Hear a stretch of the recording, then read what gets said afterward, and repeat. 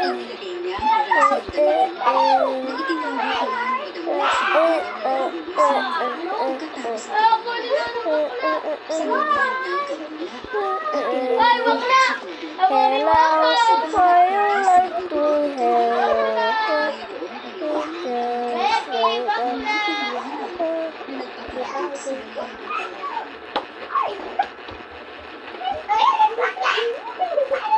Isang haribo daw na klase ng aswang ang gumahasa sa iyo.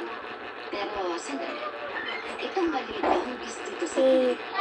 Hindi ko maintindihan bakit nandito ito. Para siyang nakatago sa katawan ng aswang. Pero para siyang tao na hindi ako sigurado sa isang to.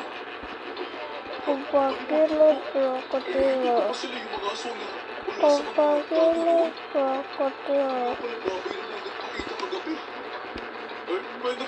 Cappuccino assassino.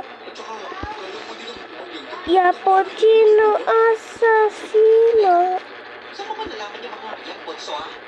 Para ka naman nagkaroon Cappuccino assassino. Teka, may tinatago ka ba sa amin ni nanay, ha?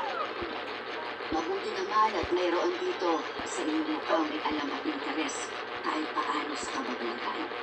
Hindi ako mahihirapang maghanap na makakatulong sa akin, lalo pa at mukhang hindi ako matumpok dito sa pagtatawas ko. Eh, bakit naman po kasi ganun ka, Bonchi? Eh, nakita niyo naman po yung sinasabi niyo kay Mundo, di ba po? Eh, bakit hindi niyo makakita isa po? Ano man po yan? Dahil sadyang may sikretong nakatago sa bawat sikreto rin ako. Kaya para malaman yun, dapat muna nating alamin kung ano ang puno at dulo ng pangyayari na tao. Grabe naman. Makomplikado naman po pala niya. Himuda. Kakayanin ba natin to? Papagilid krokodilo. Papagilid krokodilo. Walang nagtutulong na pinagsasasabi mo eh. Gano'n naman talaga kasi ang buhay. Palaging komplikado.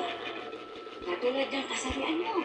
Cappuccino assassino. Kahit yan ang malawak ang pag-unawa ng isang tao, ay mahabang diskusyon na magiging dahilan ng pagiging binabain mo.